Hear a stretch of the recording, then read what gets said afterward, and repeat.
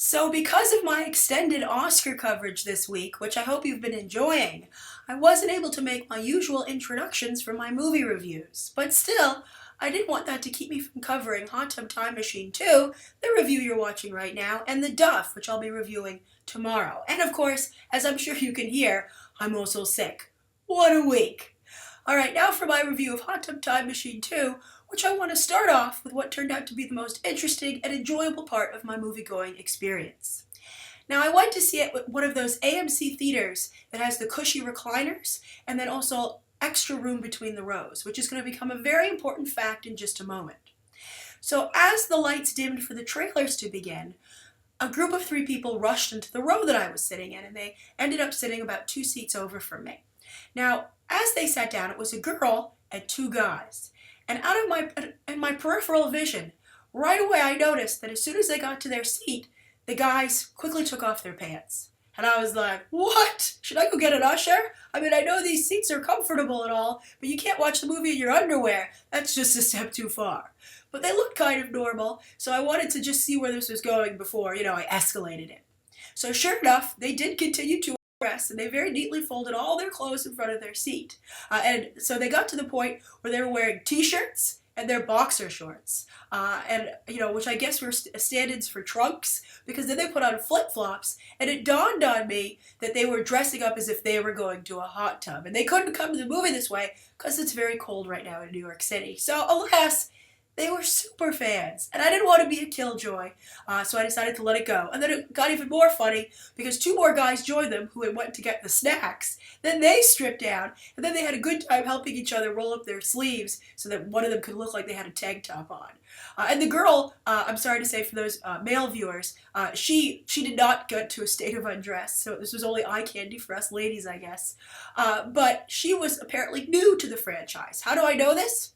Because when the movie was over, the super fans jumped out of their seat and they said to her, okay, how awesome was that movie? Just awesome, or was it effing awesome? Which I just censored for your benefit. They did not censor themselves.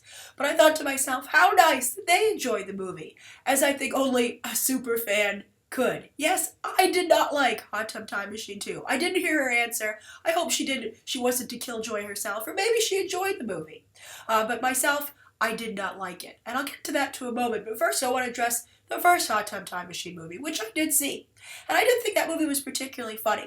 This is one of those franchises that focuses on gross-out humor, and I'm not a big fan of gross-out humor.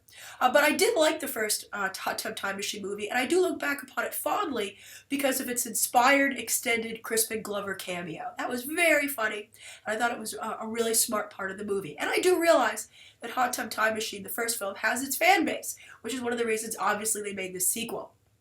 But the sequel, it's not just not funny, in my opinion, and also relies really heavily on gross-out humor. It does have an inspired extended gag, which I'll talk about in a moment. But I have to say, it was incredibly offensive, to the point that there's this one sequence that if I hadn't been reviewing the movie, I would have walked out of the theater.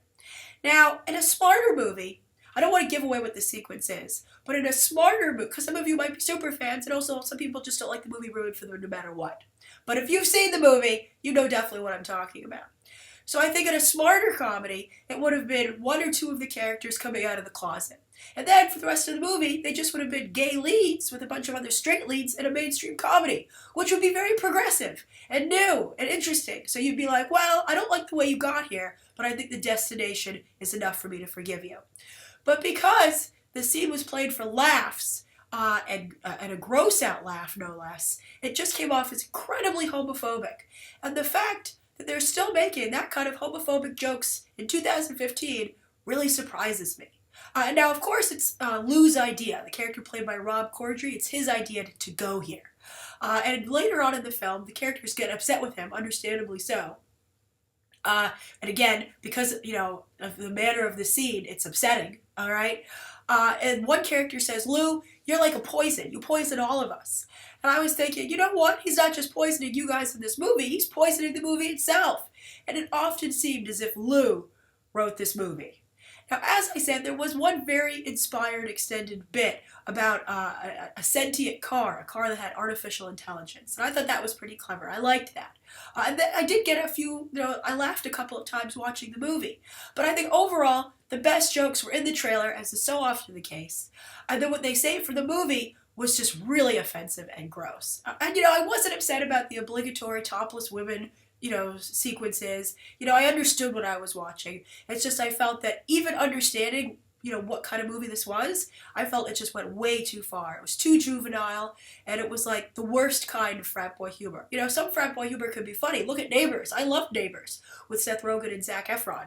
But this was like when people say frat boy humor in a derogatory way, they're totally talking about this type of movie. But again, the super fans loved it. So I'm just telling you to approach this movie with extreme caution. And also, if you find homophobic humor offensive, get ready to probably walk out and ask for your money back. Alright, so that's my review of Hot Tub Time Machine 2. I'd be very curious to know what those of you who've seen the film think of it. Were you offended? Do you think that maybe I didn't take the scene the right way? And then also, if you saw the first movie, which do you like better? Are you a super fan? And maybe I've inspired some of you through telling these guys stories to strip down at your own local theater. Just be careful though, you don't want to get in trouble. Alright, thank you so much for tuning in, and you can check out some more episodes right now.